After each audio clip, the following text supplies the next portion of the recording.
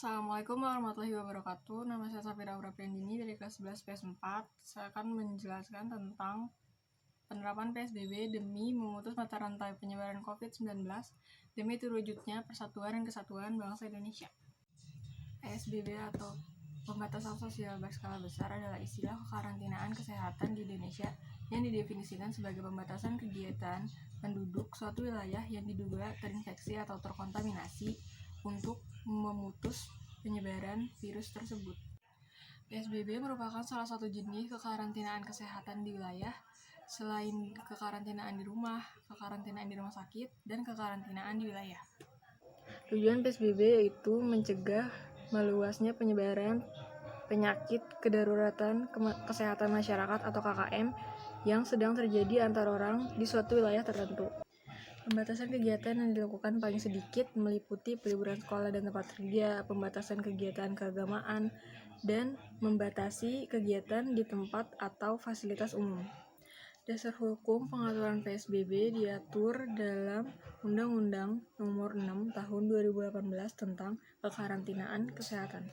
Untuk menangani penyakit coronavirus 2019 yang telah menjadi pandemi termasuk di Indonesia, pemerintah mengeluarkan PP Nomor 21 Tahun 2020 tentang pembatasan sosial berskala besar dalam rangka percepatan penanganan COVID-19.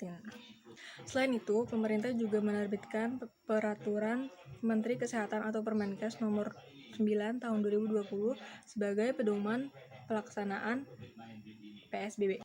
Cara penerapan PSBB yang pertama itu peliburan sekolah dan tempat kerja.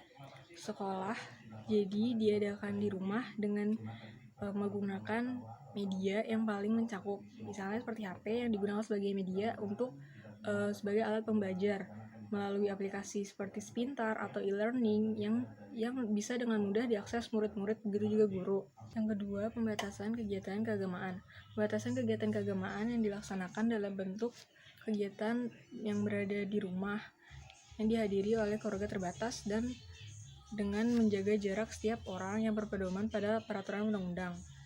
Tempat beribadah diharuskan untuk ditutup untuk menghentikan penyebaran virus COVID-19. Yang ketiga, pembatasan kegiatan di tempat atau fasilitas umum. Pembatasan kegiatan di tempat atau fasilitas umum dilaksanakan dalam bentuk pembatasan jumlah orang dan pengaturan jarak. Pembatasan dikecualikan pada tempat-tempat seperti swalayan, pasar, toko, atau tempat penjualan obat-obatan dan peralatan medis, kebutuhan pangan, dan lain sebagainya. Yang keempat, pembatasan kegiatan sosial dan budaya. Pembatasan dilaksanakan dalam bentuk larangan kerumunan orang dalam kegiatan sosial dan budaya serta berpedoman pada pandangan lembaga adat resmi yang diakui pemerintah dan peraturan perundang-undangan.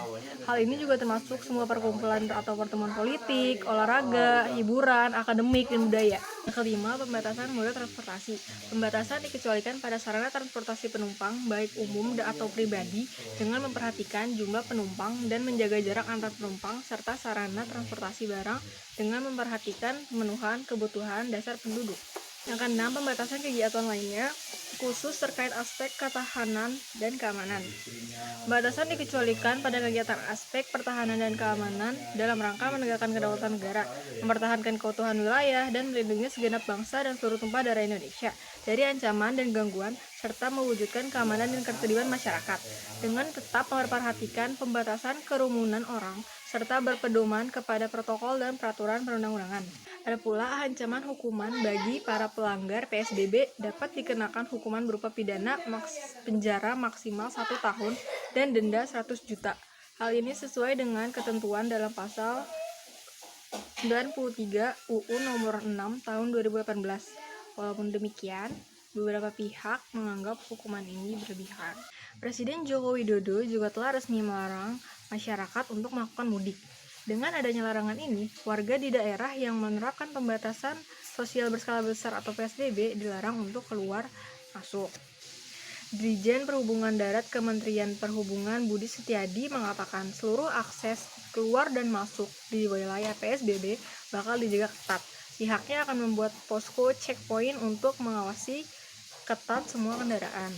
PSBB di wilayah Jakarta pun yang tadinya hanya sampai tanggal 24 April ini diperpanjang sampai tanggal 22 Mei. Seperti itu. kita harus mematuhi peraturan yang telah ditetapkan. Untuk memutus mata rantai penyebaran COVID-19 ini, untuk itu kita harus mendengarkan himbauan-himbauan dari pemerintah untuk tetap berada di rumah, melakukan PSBB, dan social distancing. Saya sebagai seorang pelajar melakukan PSBB, social distancing, dan berjaga jarak aman demi memutus mata rantai penyebaran COVID-19 dan mewujudkan persatuan dan kesatuan bangsa Indonesia. Sekian dari saya mengenai penjelasan tentang pelaksanaan PSBB demi memutus mata rantai penyebaran virus COVID-19 demi mewujudkan persatuan dan kesatuan bangsa Indonesia. Kurang lebihnya mohon maaf. Wassalamualaikum warahmatullahi wabarakatuh.